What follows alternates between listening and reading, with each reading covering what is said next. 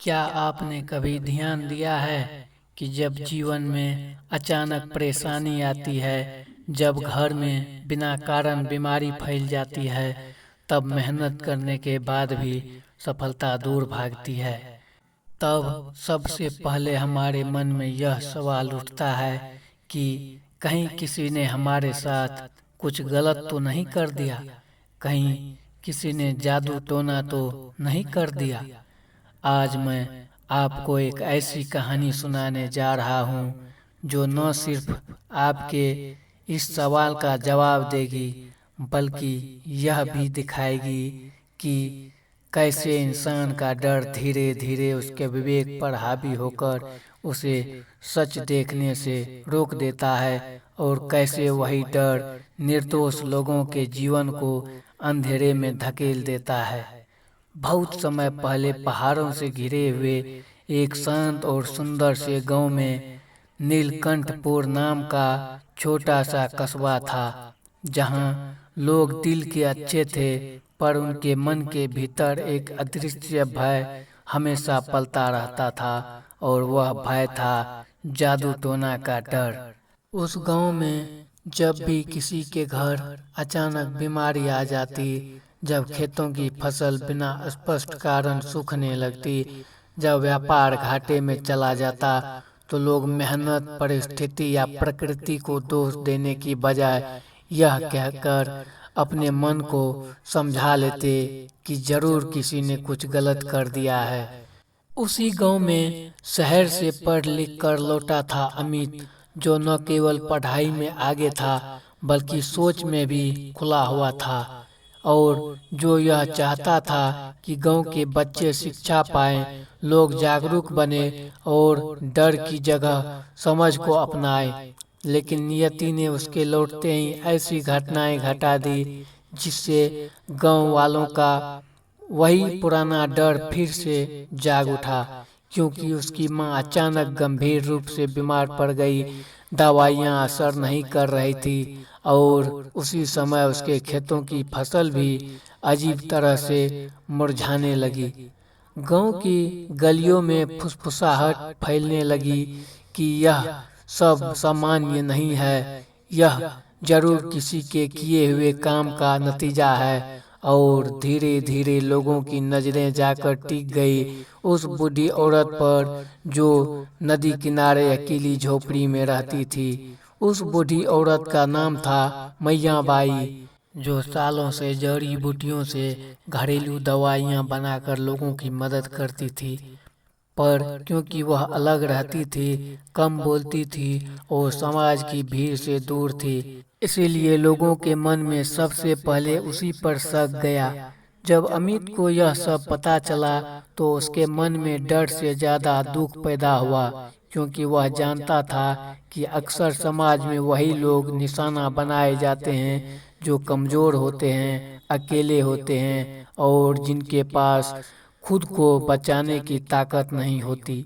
एक शाम वह मैया बाई के घर पहुंचा, जहां मिट्टी की दीवारों के बीच बैठी वह बूढ़ी औरत कांपती आवाज में बोली कि उसने जीवन में कभी किसी का बुरा नहीं चाहा, वह तो बस अपने पति से सीखा हुआ जड़ी बूटियों का ज्ञान लोगों की मदद के लिए इस्तेमाल करती है। उनकी आंखों में कोई रहस्य नहीं था, कोई चालाकी नहीं थी, वहाँ सिर्फ वर्षों का अकेलापन था, समाज से मिला हुआ तिरस्कार था, और यह पीड़ा थी कि बिना किसी अपराध के उसे अपराधी समझा जा रहा है। अमित ने उसी क्षण तय कर लिया कि वह डर और अफवाह के पीछे छिपी सच्चाई को खोज कर ही रहेगा, चाहे उसके लिए उसे पूरे गांव की सोच से ही क्यों न लड़ना पड़े। उसने सबसे पहले अपनी मां को पास के शहर के डॉक्टर को दिखाया, जहां जांच के बाद पता चला कि बीमारी का कारण किसी का टोना नहीं, बल्कि पानी की टंकी में फैली बैक्टीरिया था, जिससे पूरे इलाके में संक्रमण फैल रहा था। जब टंकी साफ कराई गई और सही इलाज मिला तो उसकी मां धीरे धीरे स्वस्थ होने लगी। लेकिन इसके बावजूद कुछ लोग यह कहकर अपने डर को सही साबित करने की कोशिश करने लगे कि जादू टूट गया, इसीलिए दवा काम कर रही है। अमित ने तब समझा कि डर से लड़ना आसान नहीं होता, क्योंकि डर को सच से ज्यादा प्रमाण चाहिए ही नहीं होता। उसे तो बस किसी बहाने की जरूरत होती है जिससे वह खुद को जिंदा रख सके। इसके बाद अमित ने अपने खेत की मिट्टी की जांच करवाई, जहां विशेषज्ञों ने बताया कि फसल सूखने का कारण मिट्टी में पैदा हुए कीड़े थे, जो जड़ों को अंदर ही अंदर खा रहे थे और समय पर उपचार न मिलने पर पूरी खेती नष्ट कर सकते थे। जब सही दवाइयां डाली गई और नई फसल लहराने लगी, तब भी कुछ लोग यह मानने को तैयार नहीं थे कि मेहनत और विज्ञान ने काम किया है, क्योंकि उन्हें अब भी यह सोचने में ज्यादा सुकून मिल रहा था कि किसी ने टोना काट दिया होगा। अमित के मन में यह बात गहराई से बैठने लगी कि जब इंसान को किसी समस्या का कारण समझ नहीं आता तो वह कारण खोजने की बजाय किसी इंसान को ही कारण बना देता है, क्योंकि इंसान को दोष देना आसान होता है, परिस्थिति को समझना मुश्किल।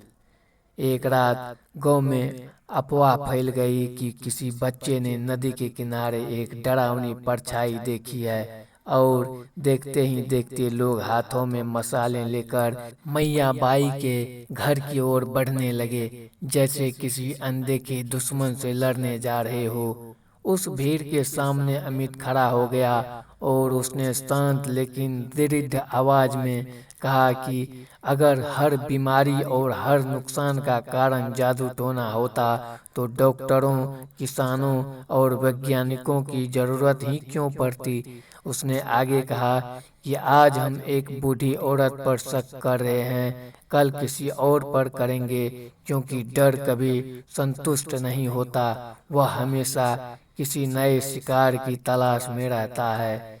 भीड़ कुछ पल के लिए चुप हो गई, लेकिन उनकी आंखों में अब भी शंका और भ्रम की परछाई साफ दिखाई दे रही थी। अमित ने तब सुझाव दिया कि आइए हम बिना किसी निष्कर्ष पर पहुंचे हर घटना की जांच करें, हर समस्या का कारण ढूंढें और बिना प्रमाण किसी को दोषी न ठहराएं। अगले कई दिनों तक जब भी गांव में कोई समस्या आती, अमित उसके पीछे का कारण ढूंढने की कोशिश करता।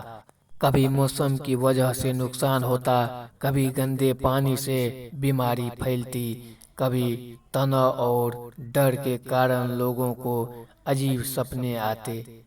धीरे धीरे लोगों ने महसूस किया कि हर समस्या के पीछे कोई न कोई वास्तविक कारण होता है और हर परेशानी के पीछे किसी अदृश्य शक्ति को दोष देना हमें समाधान से दूर ही रखता है। एक दिन वही बच्चा जिसने नदी के किनारे परछाई देखने की बात कही थी, खुद सामने आया और बोला कि उसे बाद में समझ आया कि वह कोई भूत या आत्मा नहीं थी, बल्कि हवा में हिलती पेड़ की डाल थी जिससे वह डर गया था। उस बच्चे की बात सुनकर गांव में एक अजीब सा सन्नाटा छा गया, क्योंकि लोगों को पहली बार महसूस हुआ कि उनका डर कितना बड़ा भ्रम बन चुका था। जिसके बाद गांव की सभा बुलाई गई, जिसमें मैया बाई को भी बुलाया गया और उसने सबके सामने अपनी जड़ी बूटियों का ज्ञान साझा किया कि कौन सी पत्ती बुखार में राहत देती है, कौन सा काढ़ा पेट दर्द ठीक करता है और कौन सा लेप घाव भरने में मदद करता है।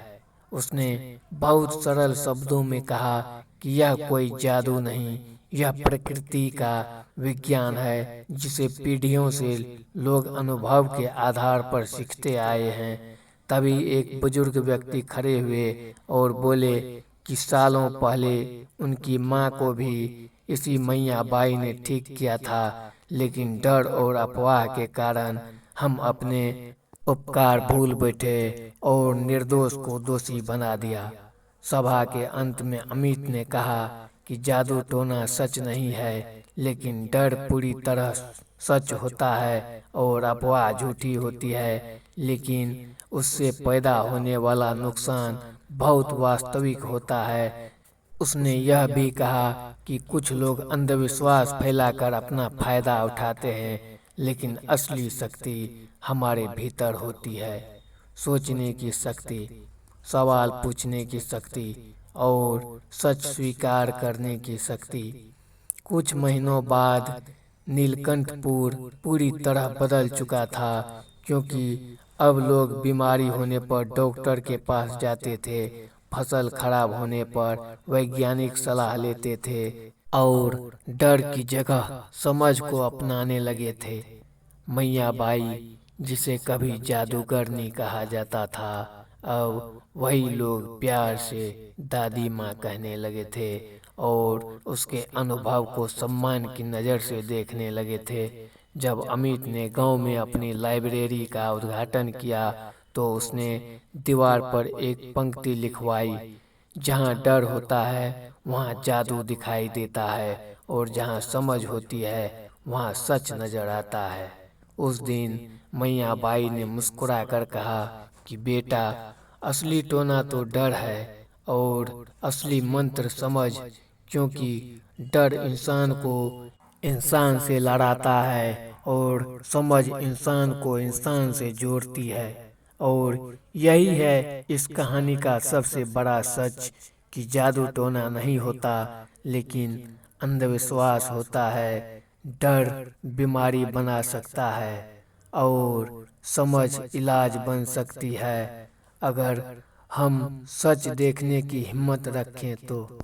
इसीलिए दोस्तों, जादू टोना पर कभी विश्वास मत कीजिएगा।